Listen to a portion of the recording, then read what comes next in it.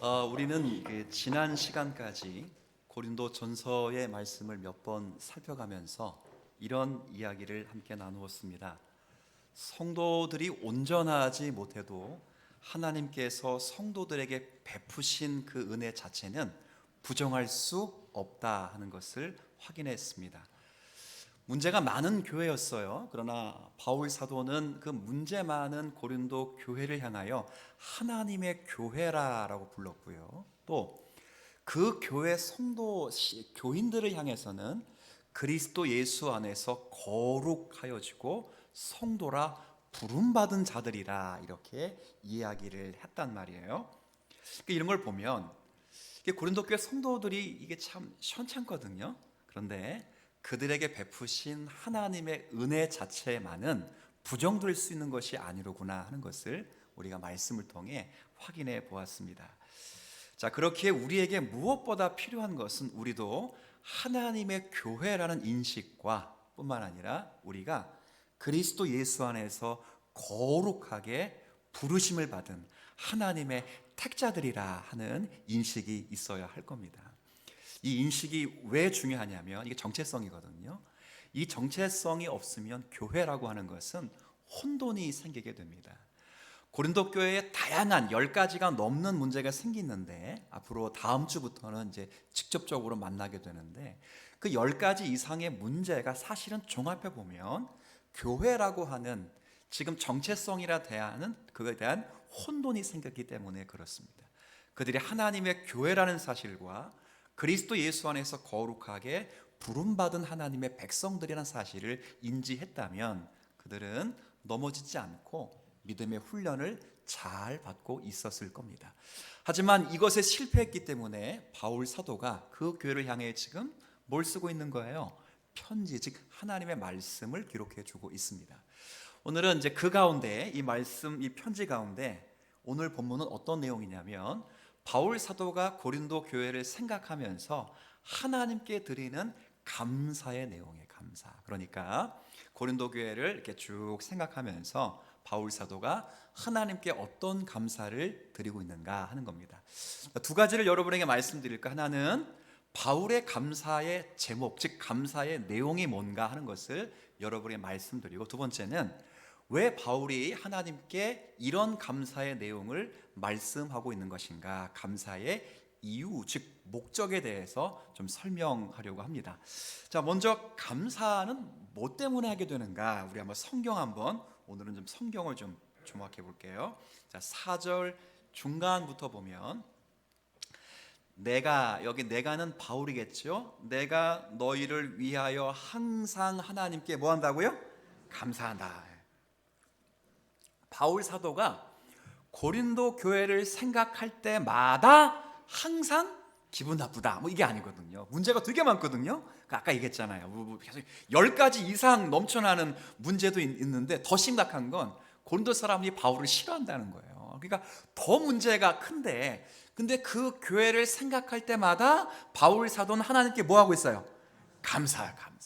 뭐 때문에 감사할까요? 이게 굉장히 중요한 겁니다. 자, 오늘 4절 앞부분부터 제가 읽어드릴게요. 그리스도 예수 안에서 너희에게 주신 하나님의 뭐로 말미암아? 은혜로 말미암아. 아멘. 고린도 교회에 주어진 하나님의 은혜로 말미암아 감사하는 거예요. 여기서 깨닫게 되는 것이 뭐냐면 감사는 하나님의 은혜에서부터 출발한다 하는 것을 우리가 말씀을 통해 확인할 수 있습니다. 여러분, 은혜가 뭐예요? 은혜 받았다, 은혜 누린다, 은혜 받자, 이렇게 말을 하는데 은혜가 뭡니까? 다 할 거예요. 하나님께서 베푸시는 호의예요. 호의. 근데 어떤 호의인지를 잘 알 거예요. 받을 만한 조건이 돼서 하나님이 베푸시는 호의가 아니라 우리의 형편과 사람의 형편과 전혀 관계없이 전적으로 하나님 자신의 계획을 따라서 무엇인가를 허락하시는 것, 그게 뭐예요? 은혜예요. 그러니까 하나님이 여러분에게 은혜를 주실 때, 야, 이것 봐라, 은혜를 받을 만하다 해서 하나님이 호의를 베푸시는 게 아니에요. 아니면 잠재력이 있네, 가능성이 있네, 우리가 무언가에 투자하려면 좀 가능성이 있어야 될 거 아니에요. 그러니까 그런 가능성이 있네 하는 마음을 가지고 하나님께 여러분에게 호의를 베푸는 게 아니에요. 그러니까 우리가 형편, 우리의 컨디션하고는 전혀 관계가 없는데 하나님이 여러분에게 친절과 호의를 베풀어 주시겠다라고 하나님이 뜻을 정해 두셨기 때문에 우리와 관계없이 하나님의 계획을 따라 우리에게 무언가를 주시는 것, 그게 뭐예요? 은혜예요, 은혜. 진짜 고린도가 그랬어요. 고린도는 제가 설립 배경을 설명드렸다시피 이 고린도라고 하는 지역은 사실은 우상 숭배가 창궐한 지역이에요. 그리고 도덕적으로 얼마나 타락했냐면 이 사람, 그 당시 사람들 가운데 범죄하고 탕자처럼 생활하는 사람은 전부 고린도 사람 같다 그랬어요. 고린도 사람처럼 전부 음탕하고 방랑하다 할 정도로 그렇게 말을 들은 그런 사람들이었습니다. 그런데 하나님이 이들에게 은혜를 베풀어 주셔서 부르시는 은혜를 주셨어요. 하나님을 알게 하시고 예수 그리스도를 구주로 믿게 하셔서 구원받는 은혜를 베풀어 주셨단 말이에요. 그리고 그런 은혜를 넘어서 부르셨을 뿐만 아니라 신령한 은사를 주셔서 하나님을 더욱 알아 풍성히 섬길 수 있는 은혜를 베풀어 주신 거예요. 근데 본문에 보면 재밌는 표현이 나와 있어요. 4절에 보면 자, 그 은혜를 누구 안에서 줬는가? 시작. 그리스도 예수 안에서 줬어요. 이 말은 하나님의 은혜의 범위는 그리스도 밖이 아니라 어디예요? 안에요. 자, 고린도 교회를 향해서 바울이 생각할 때마다 하나님께 뭐 하고 있어요? 지금 감사하는데 감사의 내용이 뭐예요? 하나님의 은혜 때문이에요. 근데 은혜는 누구로 말미암아 주어진다? 예수 그리스도로 말미암아 주어져요. 예수 그리스도 밖에 건강이 있거나 예수 그리스도 밖에 재물이 많다거나 예수 그리스도 밖에 뭐 돈이 많다거나 사실 이거 은혜 아니에요. 모든 은혜는 예수 그리스도 안에 있을 때 주어지는 하나님의 선물입니다. 그걸 기억하는 거예요. 우리가 안에 있기 때문에 다 은혜예요. 여러분 뭐 밖에서 돈 아무리 많아서 그 뭐 어떻게 하겠다는 거예요. 여러분이 밖에 있어서 공부 열심히 해가지고 뭐 좋은 대학 가서 좋은 데 취직, 그러면 어떻다는 거예요 그게. 예수 밖에서 잘 먹고 잘 살아서 살이 포동포동 치고 뭐 좋은 거 타고 좋은 거 먹고 그래서 그게 무슨 관계가 있어요? 아무 관계 없어요. 우리가 비록 예수 안에 있어서 뭐 잘 살든 못 살든 좋은 학교를 나왔든 못 나왔든 그래도 가치 있고 재밌고 복되게 살 수 있는 것은 우리가 예수 안에서 하나님이 주시는 구원의 은총을 받았기 때문입니다. 이게 은혜예요, 은혜예요. 이런 은혜 때문에 바울 사도가 고린도 교회를 향해 감사하는 거예요. 근데 재밌는 게 있습니다. 이 은혜에 대해서 감사하는데 바울이 은혜의 특징에 대해서 두 가지로 얘기해요. 첫 번째 특징은 풍족하고 부족함이 없다는 거고, 두 번째 은혜의 특징은 끝까지 견고하게 나타난다는 거예요. 이게 굉장히 은혜스럽거든요. 제가 5절 말씀을 여러분에게 읽어드릴게요. 4절 끝부분에 항상 하나님께 감사하노니 이렇게 끝냈잖아요. 그러면서 이는 왜 감사하냐면 그 은혜는 자 너희가 그 안에서 아까 4절 앞부분에 누구 안에서 그랬어요? 자, 이 그 안에서는 그리스도 예수 안에서라는 뜻이에요. 그리스도 예수 안에서 모든 일이니까 할 일이 굉장히 많았나 보다, 많은 일을 했나 보다 이게 아니고 원래 원어에는 모든 형편 혹은 모든 면 이런 뜻이에요. 그러니까 모든 영역에 모든 면에 이런 뜻이에요. 모든 면에 그 중에 곧 모든 그다음 뭐라고 되어 있습니까? 언변과 모든 지식에 그다음 뭐라고 되어 있어요? 풍족한 하나님의 은혜로 말미암아 감사하는데 그 은혜의 첫 번째 특징은 풍족하다네. 풍족.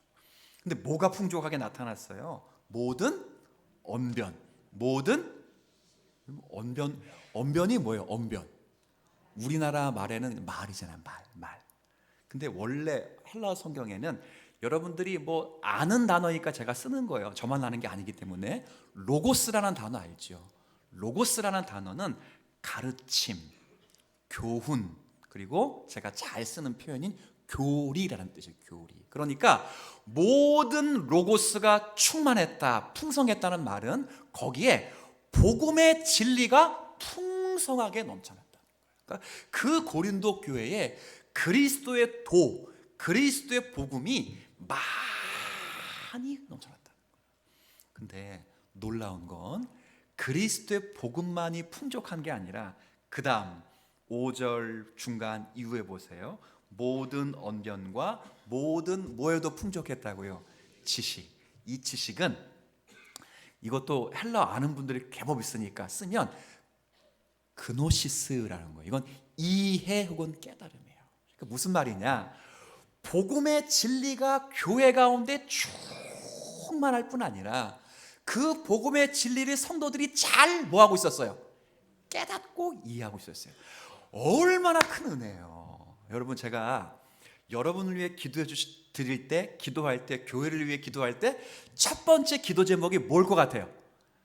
묻고 따질 거 할 것도 없어. 오늘 읽었으니까 바로 이거예요. 하나님, 주님 사랑 교회에 그리고 저들의 심령에 하나님의 복음의 진리가 충만히 떨어지게 하여 주옵소서.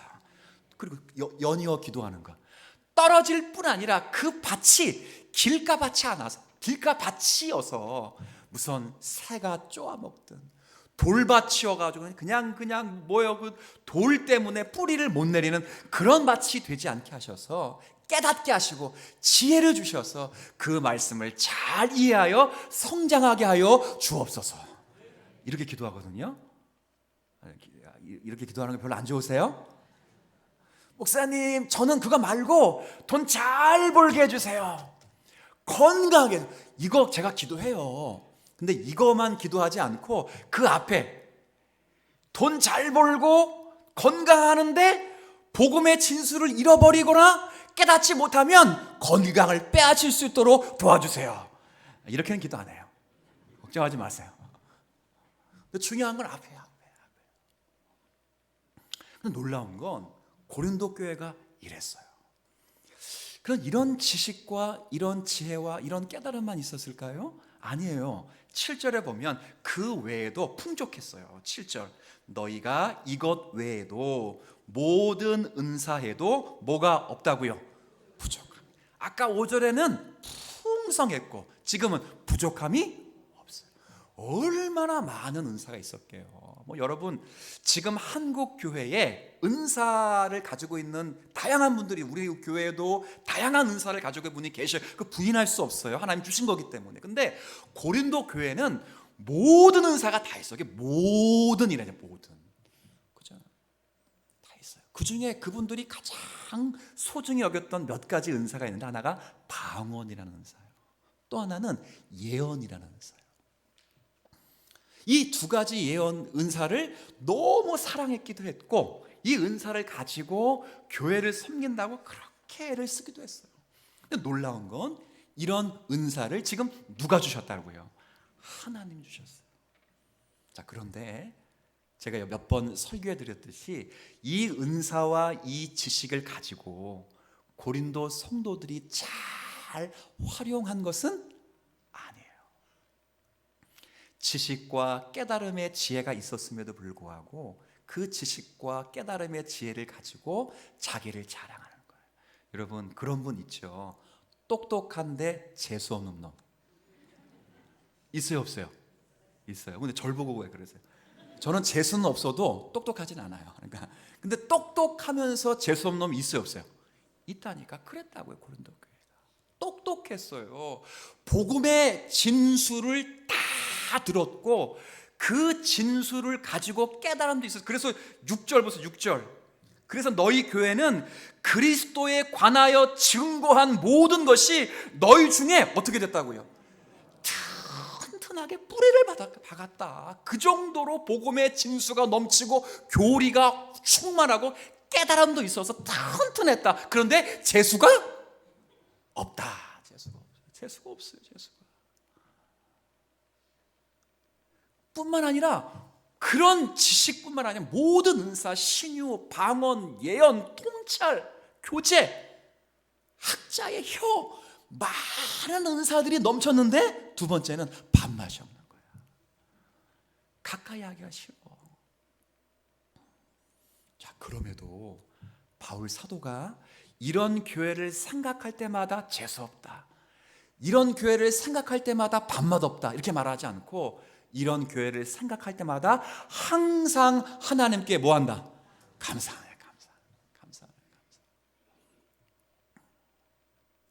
왜 그럴 수 있는가? 왜? 자, 그 다음 보세요. 은사의 은혜의 두 번째 특징 때문이에요. 자, 8절 여러분 한번 읽어주시겠어요? 시작.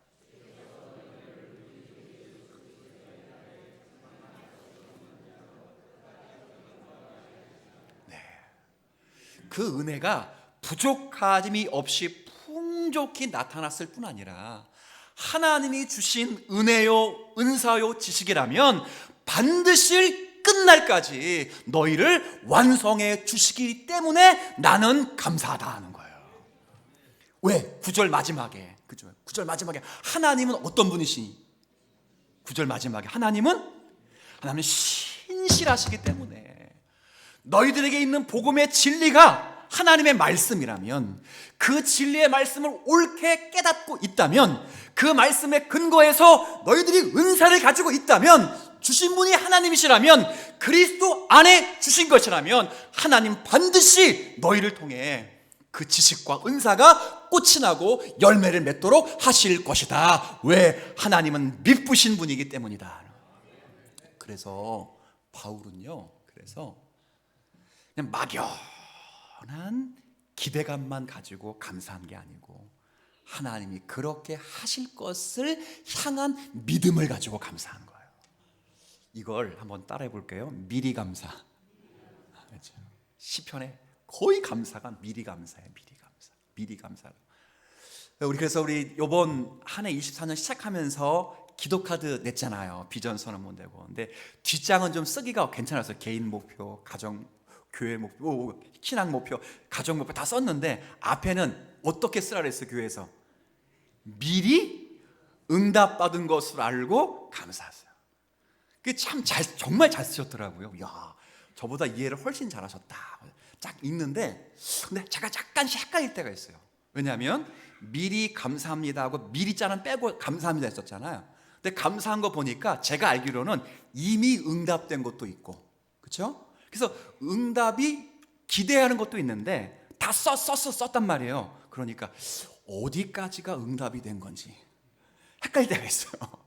그런데 그럼에도 불구하고 하나님이 신실하시기 때문에 다 주실 줄로 믿는 거예요.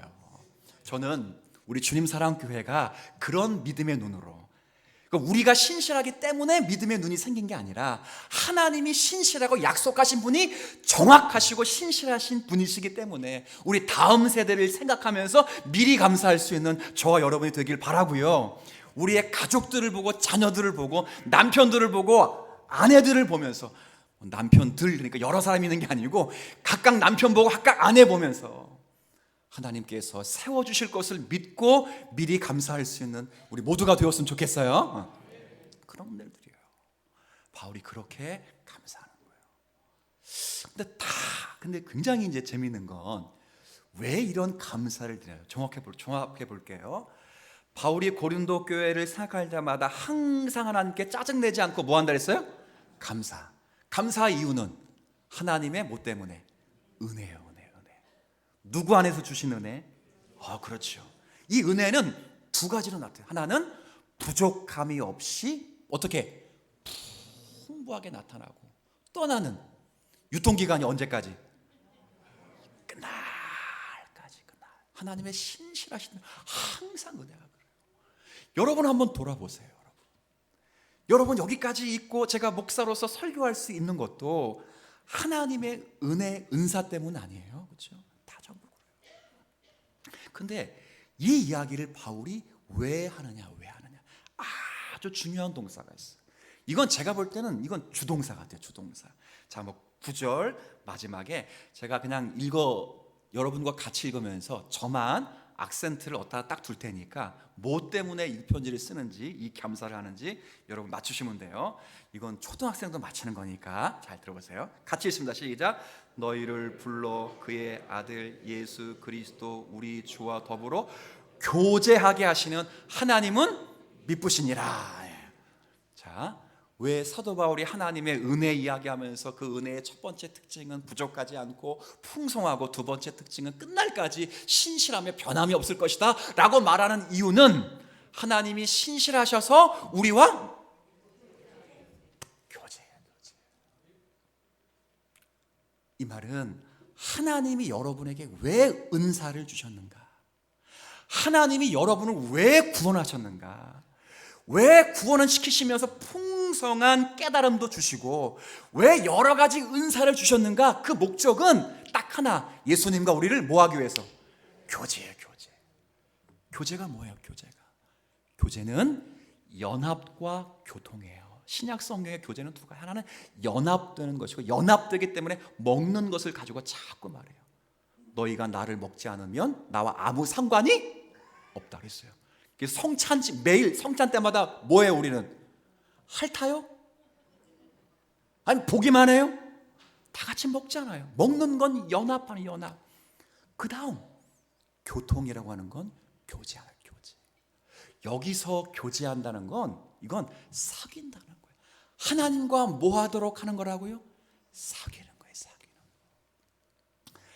여러분, 왜 하나님이 그리스도 예수 안에서 여러분에게 구원의 은사를 주시고 말씀을 주시고 말씀을 깨닫게 하시고 방언의 은사와 예언의 은사와 신유의 은사와 오래 참음의 은사와 사랑의 여러 가지 은사를 왜 주시는가? 그거 예수님과 뭐 하도록 하기 위하여? 교제, 사귀도록. 예수님께서 우리에게 원하시는 건 사실은 우리 자신이에요.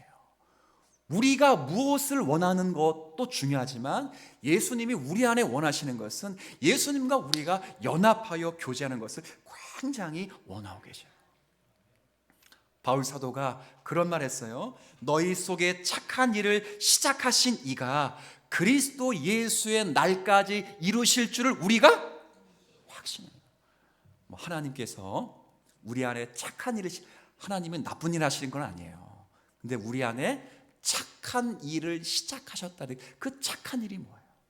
이 착한 일이 어떤 성경 원어가 똑같냐면 창세기 1장에 보면 하나님이 지으시고 만드신 것을 보시기에 심히 좋았더라 라는 단어가 여기에 선한 일, 좋은 일이에요.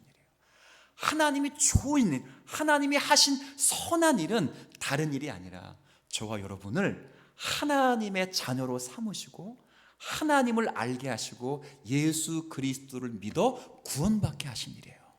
그 일을 언제까지 이루어 가시는가? 아까 8절에 읽은 말씀처럼 지금 제가 빌립보서 1장 6절의 말씀을 언급해 드린 것처럼 언제까지? 끝까지, 끝날까지. 여러분, 이건 그리스도 예수의 날까지라는 것은 시간적인 의미가 아니에요. 이건 우리의 상태가 완성적인 의미의 상태를 말해요. 그러니까 점도 없이 흠도 없이 그렇게 만드시기로 하나님이 작정하셨다. 이게 끝날까지예요. 그러니까 우리에게 베푼 은혜는 그냥 우리를 오냐오냐 해주는 그런 은혜가 아니라 우리를 하나님이 만족할 만한 자리에, 그래서 주름 잡힌 것이 없고 흠 잡힌 것이 없는 자리에까지 가게 하시는 것, 그것을 위해서 우리 안에 구원을 시작하셨고 역사하시고 완성해 가신다는 거예요.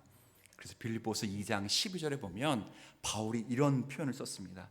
그러므로 사랑하는 형제들아, 너희가 나 있을 때뿐 아니라 지금 더욱 나 없을 때에도 항상 복종하여 두렵고 떨림으로 너희의 구원을, 그다음 뭐라 했어요? 이루라. 아까 착한 일 시작하신 분은 누구였어요? 하나님이셨어요. 근데 이루는 건 마치 누가 이루는 것처럼 봐요? 내가요. 아까 1장 6절에는 끝날까지 하나님이 이루신다고 했는데 2장 12절에는 누구 보고 이루래요?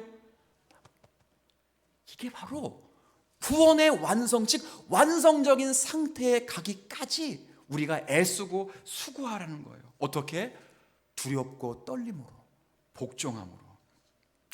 제가 이런 말씀 많이 드립니다. 여러분, 은혜라고 하는 건 하나님이 그냥 주셨기 때문에 널브러져 있어도 목적지에 그냥 도착하는 게 은혜 아니에요. 제가 좀 예를 하나 들어볼게요.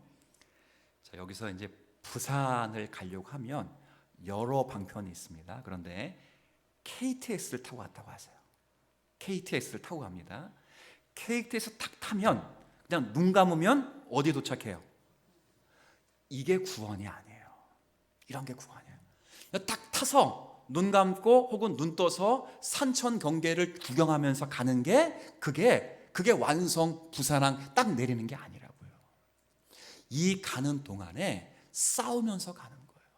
전투하면서 가면 연습하고 가고 열심히 자기의 모든 것들을 하나님 앞에 내어놓으면서 교제하며 가는 거예요. 영화 하나 이야기해드리면, 여러분, 영화 가운데 물론 오래된 영화, 아주 오래된 건지 잘 모르겠는데 부산행이라는 영화 아세요?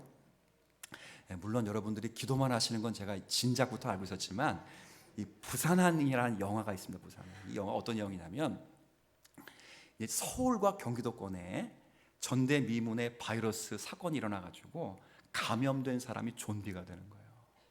근데 좀비가 되어서 사람이 사람을 자꾸 해치는 거예요. 근데 유일하게 안전한 도시가 있는데 그 안전한 도시가 제목이 부산행이가 부산이에요. 부산. 그 부산으로 가는 유일한 교통수단이 지금 KTX 딱 하나 남은 거예요. 근데 거기에 딱 탑승해서 어디 가고 있다고 지금? 부산. 근데 거기서 그냥 가는 게 아니에요. 뭐 갑니까? 좀비에 감염된 사람이 거기에 타 있는 거예요. 그러니까 가는 내내 지켜야 될 사람이 있는 사람들은, 지켜야 될 것이 있는 사람들은 뭐 하면서 가겠어요? 그 사람들과 싸우는 거예요. 구원이라는 건 그거예요.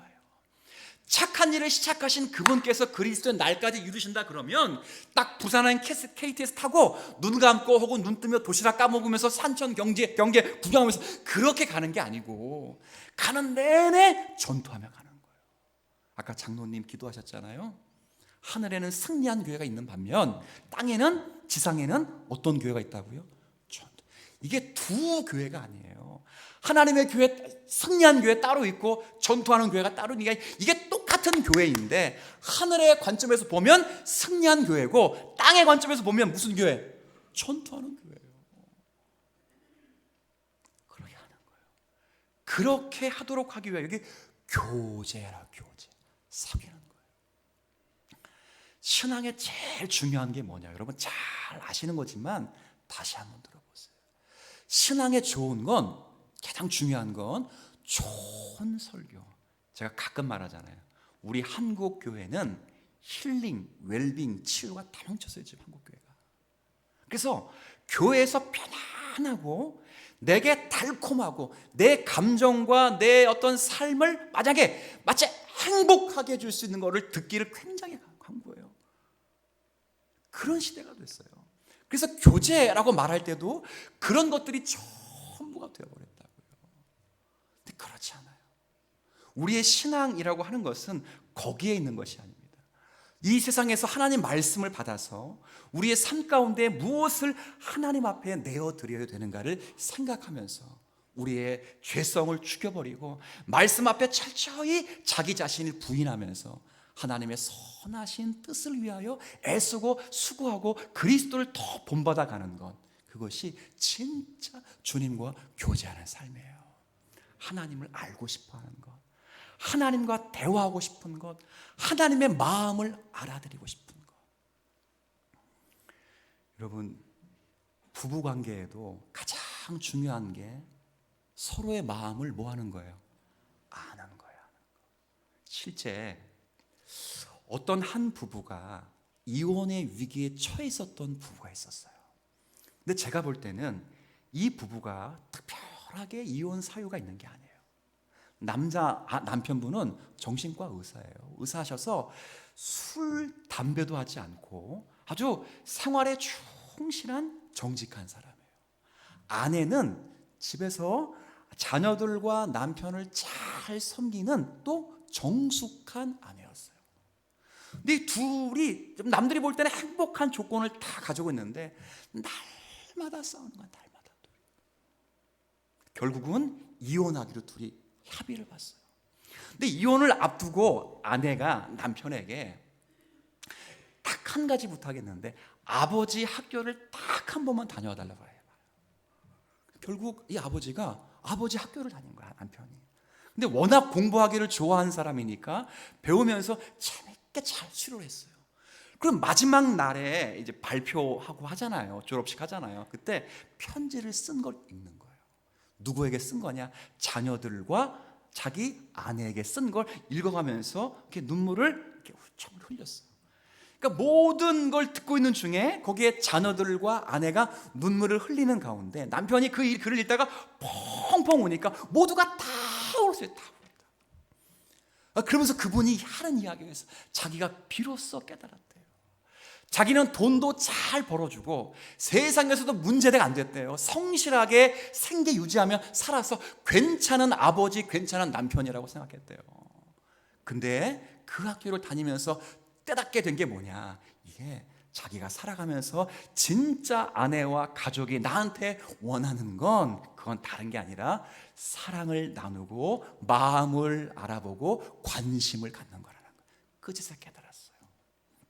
제가 그걸 보면서 뭘 깨달았냐면, 물론 뭐 전 잘하지 못합니다. 저도 못하지만 이걸 하나님과의 관계 속에서 생각해 보세요.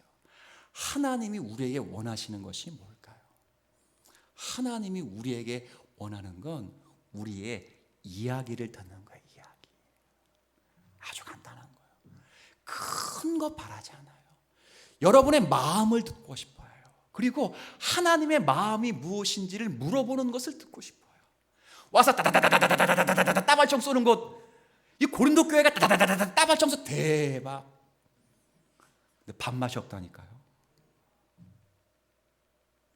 말씀은 너무 많아가지고 너무 잘 알아가지고 막 성도들에게 이야기를 하는데 재수가 없어. 그렇잖아요. 뭐 잘 가르친다고 이게 좋은 게 아니에요. 그 사람 맞춰 가르쳐야지. 감당할 지식도 없는데 그것도 못 먹냐고 막 그러면 그 사람이 그거 듣고 어떻게 하겠어요? 뒤집어지는 거예요.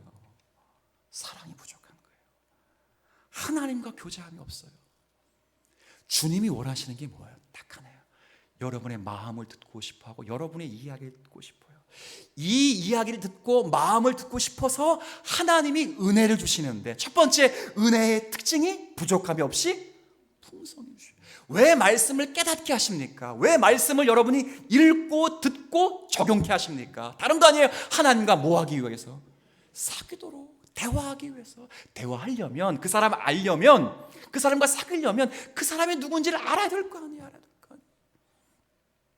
제가 얘기했잖아요. 우리 교회에서도 오승훈 목사님이 독일에서 목회하신 오승훈 목사님 몇 번 하고 설교했는데, 제가 그분에게는 절대 삼계탕 먹자는 말을 안 해요.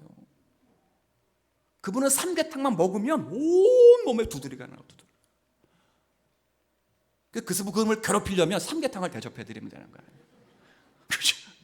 함께 잠깐 우리 스승 목사님 교회에서 사역 같이 잠깐, 그분은 독일로 파송되고 나는 이제 그래서 하자고 했는데, 어느 가정에 신방을 갔단 말이에요. 신방을. 근데 그 사정을 몰라, 새신자가. 그래서 삼계탕을 해준 거야. 그래서 와, 그분이 먹었을까 안 먹었을까? 먹었어요. 먹었다. 성도님이 해주시는 걸 꾸역꾸역 먹고 바로 약국에 달려가지고 그냥. 그렇다고 그분에게 이거 못 먹는다고 거기서 말하기 참 어렵고, 근데 그분 먹었다는 거예요. 제가 뭘 말씀드리냐면, 우리가 사람과에도 교제를 하려면 그 상대방을 알아야 되는 것처럼, 여러분이 예수님과 교제하기 위해서라도 예수님을 알아야 될 거 아니에요. 그래서 언변을 주신 거예요.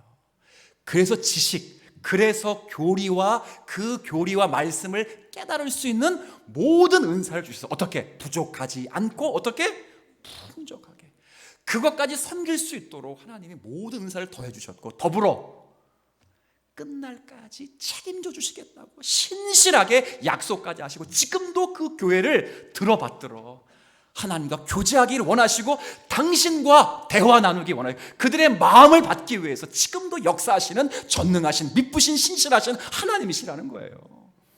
우리는 그런 은사를 받으면 전부 주님과 뭘 해야 된다고요? 교제에 서기는 거예요. 서기는. 모세 제가 언젠가 얘기했죠. 이스라엘 백성이 범죄했다고 하나님이 너네 전부 가나안 땅에 못 들어간다, 다 죽여버리겠다. 그럴 때 모세가 중보자로 나타나서 하나님의 간절히 기도해요. 두 가지, 살려주세요. 두 번째, 하나님 약속하신 것이니 하나님의 성품을 따라 가나안 땅에 들여 보내줬어요. 들어줬어요? 안 들어줬어요? 들어줬어요. 이렇게 그 대신 이렇게 들어줬어요. 오케이, 살려주겠다. 그리고 가나안 땅에 들어가게 보내주겠다. 그 대신 내가 인도하지 않고 천사를 통해 인도하겠다. 어때요? 저는 뒤에서 좋아했을 거야. 하나님이 인도하면 또 한 번은 용서가지고 두 번 그러면 어떻게 받아 죽는 거야. 근데 천사가 인도하면 그거야. 그대로 떠서 가나안 땅에 들여보내주겠대. 더 좋지. 근데 모세는 그래서 됩니다. 천사가 우리와 함께하는 것이 아니라 이스라엘 백성은 하나님이 함께하시는 민족입니다. 좋든 싫든 살리든 죽이든 하나님이 함께 가셔야 합니다. 하나님이 좋게 기도에 응답하셔서 내가 동행하겠다. 그럼 다 됐잖아요. 문제 해결 받았잖아요. 기도 응답 받았잖아요. 살려주시고 가나안 땅에 들어보내주시고 하나님이 함께해 주시겠다고 약속하셨잖아요. 근데 모세는 만족하지 못했어요. 한 가지를 더 기도했어요. 하나님의 영광을 내게 보여줘. 이게 뭐예요? 하나님과 교제하게 해달라. 하나님 만나게 해달라. 그래서 그에게 하나님의 당신의 뒷모습을 보여주셨어요. 모세가 본 뒷모습보다 이제는 은혜와 진리가 충만한 예수 그리스도를 눈으로 보고 말씀으로 듣고 성령의 은총으로 깨달음으로 모세가 본 것보다 훨씬 더 많은 지식과 은혜를, 하나님의 영광을 우리가 이미 본 줄로 압니다. 봤으면 그만 깊이 교제하면 사귀는 거예요. 이거 연습하라고 은사 주시는 거예요. 얼마나 많이 주셨다고요? 부족함이 없이 풍족하게. 유통기간은 끝날까지. 하나님이 여러분들을 사랑하셔서 여러분들에게 악기를 하나 주셨어요. 악기. 바이올린 악기를 주셨는데 저는 만져보지는 못하고 보진 못했지만 TV를 통해 보니까 짜리가 있더라고요. 얼마짜리? 3억짜리가 있어요. 3억짜리. 그걸 여러분에게 줬어요. 그러면 여러분 3억짜리 바이올린 가지고 뭐 하시면 되지? 부터 연습하면 돼요. 근데 고린도 교회 성도들이 그걸 딱 받아놓고 하얀 케이스를 만들어 딱 집 앞에 진열장에 딱 박아놓은 거예요. 그리고 뭘 하냐면, 봐라, 내가 3억짜리 받을 만한 사람이기 때문에 하나님이 3억짜리 바이올린을 주셨다. 자랑하는 거야, 자랑. 정작 뭐는 안 하고 있어요. 그 왜 안 하냐고 물어.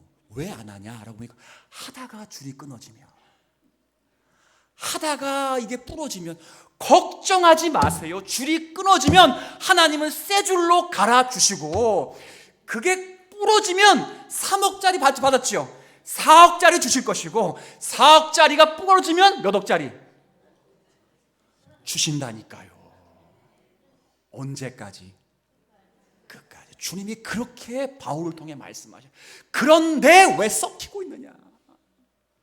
이것 가지고 주님과 교제해서 그리스도의 장성한 분량에 이르고 그리스도의 성품을 닮아 하나님의 자녀다움으로 너희를 만들어가길 원하는데 왜 그거 가지고 자랑질하고 진열대에 놓고 썩히느냐?